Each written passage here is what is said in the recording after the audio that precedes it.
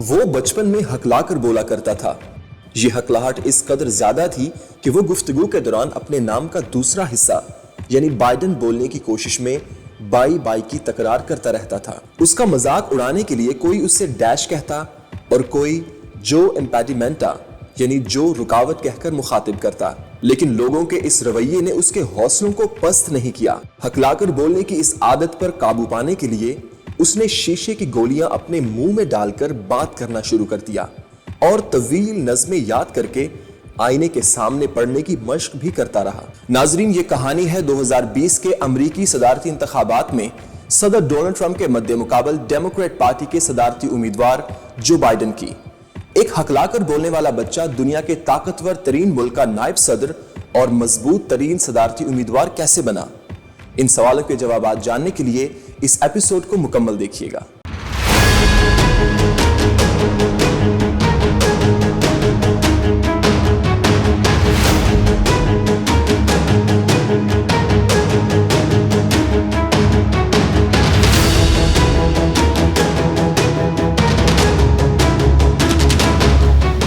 Joe Biden 20 نومبر سن 1942 میں ریاست Pennsylvania کے قصبے سکرینٹن میں عام محنت کش والدین کے ہاں پیدا ہوئے تھے۔ ان کے والد جوزف بائیڈن بھٹیوں کی چمنیوں کو صاف کرنے کا کام کرتے تھے۔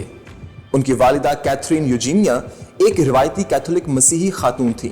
جو بائیڈن کے بقول جب کبھی وہ گلی سے دوسرے لڑکوں کی مار کھا کر گھر آتے تو ان کی والدہ کہتی کہ جاؤ اور ان کی ناک سے خون بہا کر آؤ تاکہ کل دوبارہ تم گلی سے سر بلند کر کے گزر سکو۔ ان کے مطابق ان کے والدین نے ان کو سخت کوش بنایا تاکہ وہ زندگی کا مقابلہ کر سکیں۔ جو بائیڈن 13 برس کی عمر میں اپنے والدین کے ہمراہ پینسلوینیا سے ڈلاویئر ریاست منتقل ہو گئے، کیونکہ وہاں ڈوپونٹ نامی کمپنی کا ایک نیا کیمیکل پلانٹ کھلا تھا جس کی وجہ سے روزگار کے نئے مواقع پیدا ہو رہے تھے۔ یہاں وہ سینٹ ہیلینا اسکول میں گئے اور پھر علاقے کے اچھے اسکول آرچ میئر اکیڈمی میں انہیں داخلہ مل گیا۔ آرچ میئر اکیڈمی میں بائیڈن ایک اچھے طالب علم تھے۔ دراز قد نہ ہونے کے باوجود وہ اسکول کی فٹ بال ٹیم میں شامل ہو گئے۔ جو بائیڈن نے اسکول سے سن 1961 میں اپنی تعلیم مکمل کی۔ جو بائیڈن نے اپنے گھر کے قریب ہی ایک یونیورسٹی میں داخلہ لیا جس کا نام یونیورسٹی آف ڈلاویئر ہے، جہاں انہوں نے تاریخ اور سیاسیات میں BA کیا، لیکن فٹ بال کھیلنا جاری رکھا۔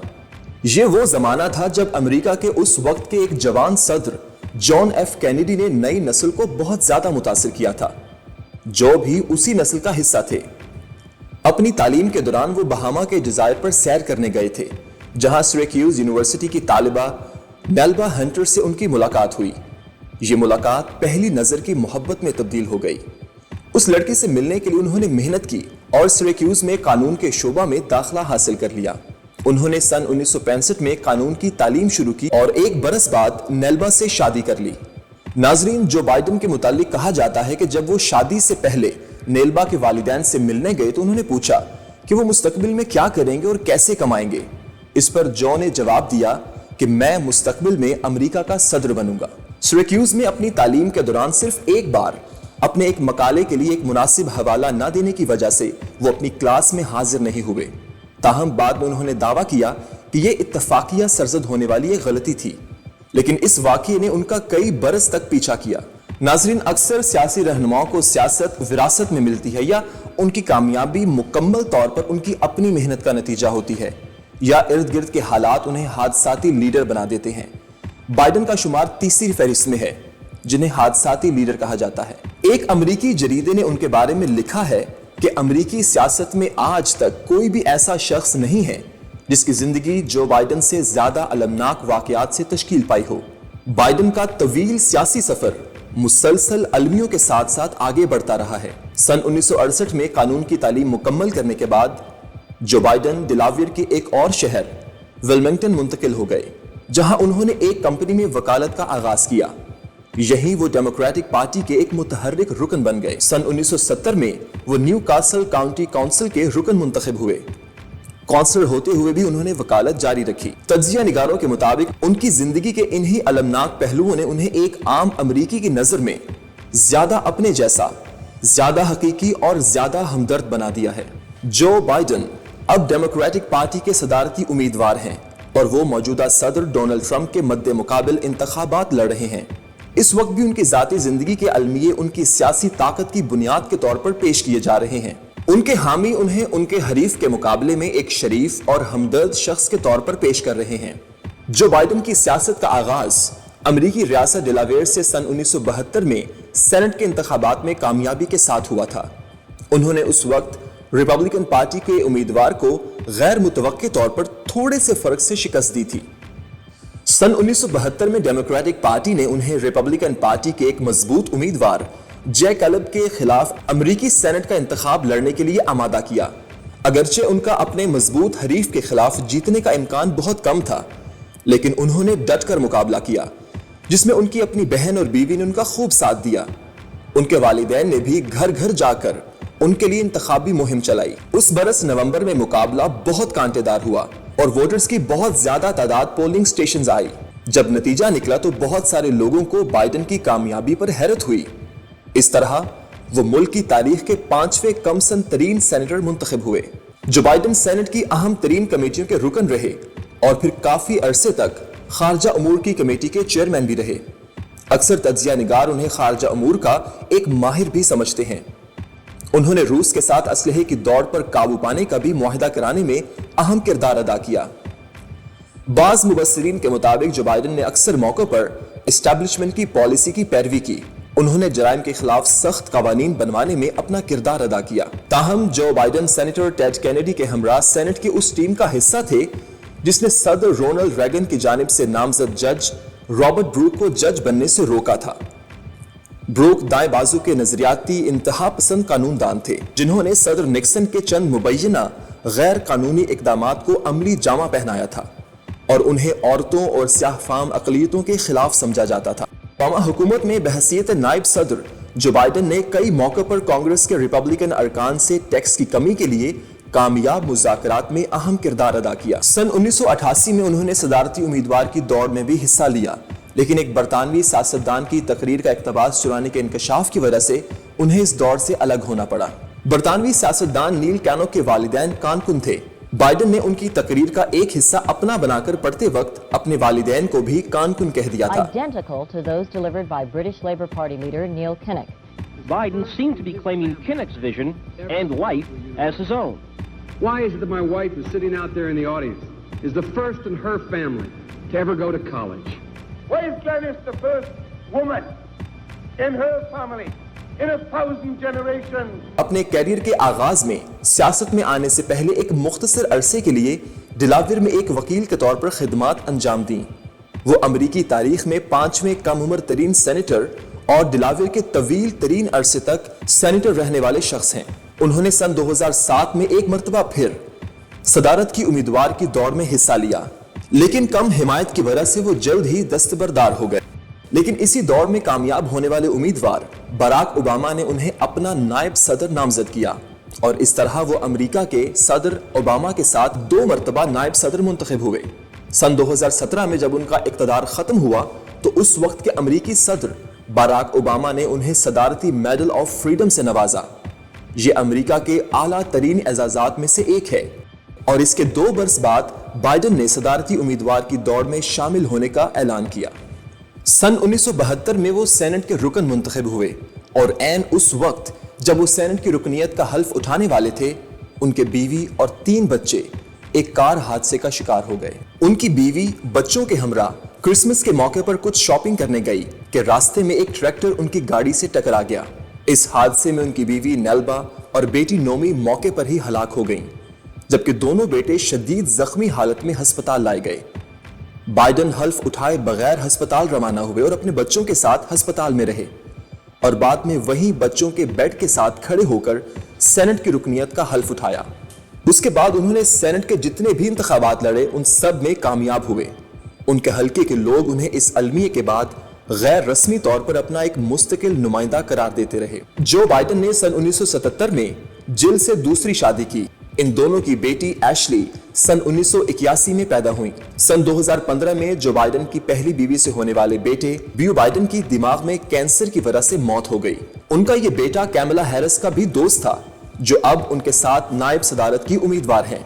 इस मौत के बाद एक मरतबा फिर جو بائیڈن کا غم ان کے سیاسی کیریئر میں اضافے کا اہم سبب بنا۔ جو بائیڈن کی نائب صدارت کے بعد جب ڈونلڈ ٹرمپ صدر منتخب ہوئے تو انہوں نے ان پر سخت تنقید کی اور کہا کہ ٹرمپ کو حکمرانی کے بارے میں کوئی علم نہیں۔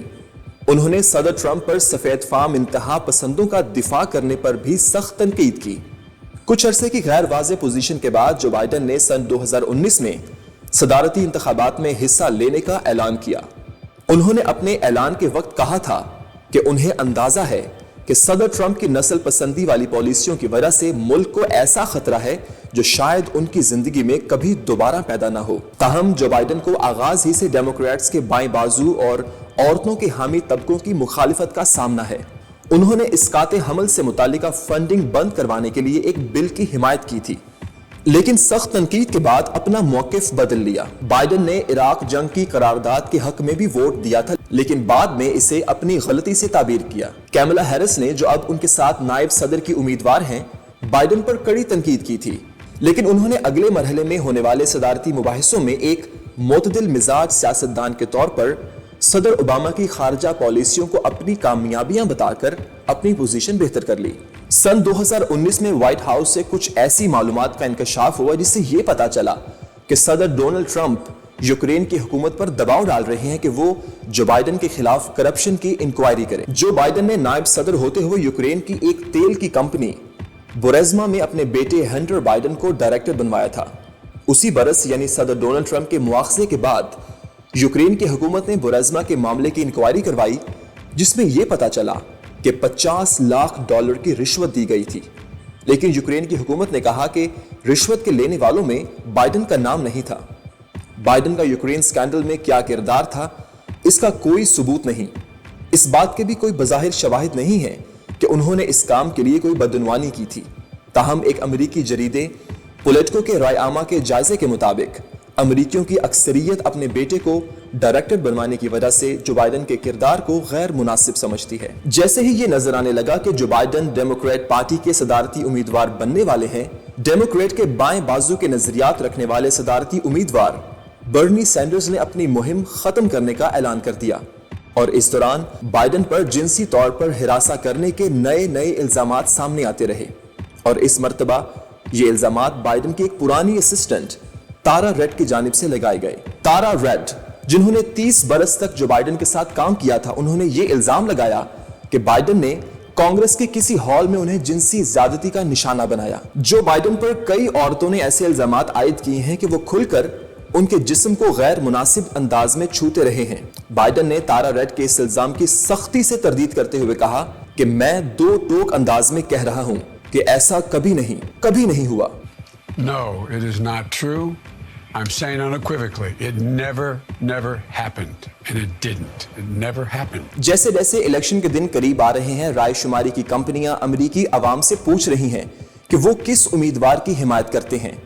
قومی رائے شماری میں جو بائیڈن ابھی تک صدر ڈونلڈ ٹرمپ سے آگے ہیں، اور اس سال کے بیشتر حصوں میں ان کی مقبولیت 50% رہی ہے۔ کچھ مواقع پر تو انہیں صدر ٹرمپ پر 10 پوائنٹ کی برتری بھی حاصل تھی۔ تاہم گزشتہ چند دنوں میں ڈونلڈ ٹرمپ کی مقبولیت بھی بڑھ رہی ہے، لیکن امریکہ کے الیکٹورل کالجز کے منفرد طریقے کی وجہ سے زیادہ ووٹوں کی تعداد صدارتی انتخابات میں کامیابی کی یقینی ضمانت نہیں ہوتی۔ پچھلے 20 برسوں میں ڈیموکریٹ کے 2 صدارتی امیدوار ایل گور اور ہلری کلنٹن نے اپنے حریفوں کے مقابلے میں بالترتیب 5 لاکھ اور 30 لاکھ ووٹ زیادہ حاصل کیے تھے، لیکن پھر بھی وہ صدارتی کرسی پر نہ بیٹھ سکے۔ ناظرین، امریکی صدارتی انتخابات میں کامیابی حاصل کرنے کے لیے ووٹوں کی تعداد سے زیادہ یہ بات اہم ہے کہ آپ ووٹ کہاں پر جیتے ہیں۔ زیادہ تر ریاستیں کسی ایک پارٹی کا گڑھ ہوتی ہیں، جس کا مطلب یہ ہے کہ کچھ ہی ریاستیں ہیں جہاں دونوں امیدواروں کے جیتنے کا امکان ہوتا ہے۔ یہی وہ ریاستیں ہیں جہاں الیکشن جیتا یا ہارا جاتا ہے۔ اس وقت بیٹل گراؤنڈ ریاستوں کی رائے شماری میں جو بائیڈن کی پوزیشن اچھی معلوم ہوتی ہے، مگر ابھی صدارتی انتخابات میں کافی وقت ہے، اور ماہرین کے مطابق جہاں ٹرمپ ہوں وہاں چیزیں بڑی تیزی سے بدل سکتی ہیں۔ رائے شماری کے مطابق جو بائیڈن اس وقت مشیگن، پینسلوینیا اور وسکونسن کی ریاستوں میں کافی برتری رکھتے ہیں۔ یہ تینوں سینیتی ریاستیں 2016 میں ٹرمپ نے 1% کی برتری سے جیتی تھی۔ سماجی رابطے کی ویب سائٹ ٹویٹر پر موجودہ صدر ڈونلڈ ٹرمپ اور بائیڈن کے مباحثے کی ایک ویڈیو وائرل ہوئی، جس میں ڈیموکریٹ کے امیدوار جو بائیڈن نے عربی کا لفظ انشاءاللہ کہا۔ जिसका मतलब है अगर अल्लाह ने चाहा। मेजबान की जानिब से टोके जाने के बावजूद ट्रंप टाल मटोल से काम लेते रहे तो जो बाइडन ने कहा कि कब, इंशाअल्लाह। ऐसा पहली मर्तबा हुआ कि लाइव प्रोग्राम में किसी अमरीकी सियासतदान ने अरबी अल्फाज अदा किए हों। ट्विटर पर सारिफीन ने जो बाइडन के इन अल्फाज को तारीखी करार दिया, जबकि अमरीकी सहाफी अस्मा खालिद ने कहा कि मैं तस्दीक करती हूं कि जो बाइडन ने इंशाअल्लाह कहा और वो जानते हैं कि ये कब अदा किया जाता है। नाजरीन, बाइडन को इस वक्त ताकतवर तरीन शख्सियत की बजाय मोतदिल नजरियात रखने वाली शख्सियत के तौर पर पेश किया जा रहा है, जो डेमोक्रेट्स के मुख्तलिफ हलकों को सदर ट्रंप को शिकस्त देने के लिए एक जगह जमा कर सकते हैं। अवामी राय के जायजे तैयार करने वाले अक्सर इदारे कोरोना वायरस के बारे में सदर ट्रंप के इकदामात को बुनियाद बनाकर ये कह रहे हैं कि इसकी वजह से लोग उनके खिलाफ हो रहे हैं। अब जबकि कोरोना वायरस से हलाकतों की तादाद में दोबारा इजाफा हो रहा है और ट्रंप गोल्फ खेलते हुए नजर आ रहे हैं, तो नॉन कमिटेड वोटरों के उनके खिलाफ जाने के इम्कानात ज्यादा हैं। नाजरीन, जो बाइडन मौजूदा अमरीकी सदर को शिकस्त दे पाएंगे या नहीं, इस बात का फैसला तो वक्त करेगा, लेकिन यह बात तय है कि बाइडन और ट्रंप के दरमियान कांटेदार मुकाबला मुतवक्के है। आपके मुताबिक ये मुकाबला कौन जीतेगा, ये हमें बताएं कमेंट सेक्शन में। अगर आपको ये वीडियो पसंद आई तो इसे लाइक कीजिए और शेयर कीजिए, और ऐसी मजीद वीडियोस को देखने के लिए हमारे चैनल को सब्सक्राइब कीजिए।